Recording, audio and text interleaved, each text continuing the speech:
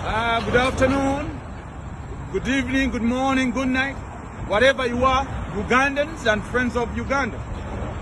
Today's date is 5th August 2021.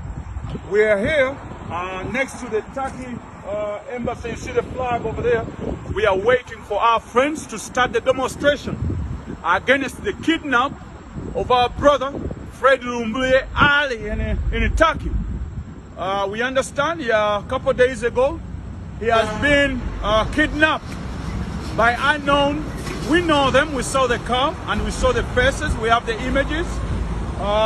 We believe they are mafias in Turkey and they have been funded by a dictator regime government in Uganda, the NRM government. A couple of weeks ago, the president of Uganda, the president of NRM, not Uganda, because he's not a president. The president is Robert Kyagulanyi, who was elected. He ordered executive order that, including myself, I'm on the list, to come in the foreign land to pick up all the people who speak their mind, all the activists, the people power activists. So one of them was Lumbuye. I was one of them, a couple many people. So Lumbuye was kidnapped.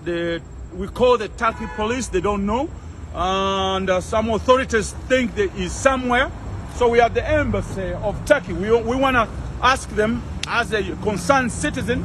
Our brother lives in their country. We know the constitution of Turkey. We know some articles. I believe it's Article 26. You have a freedom of speech in the Turkey land to speak your mind if you're not violent. He wasn't.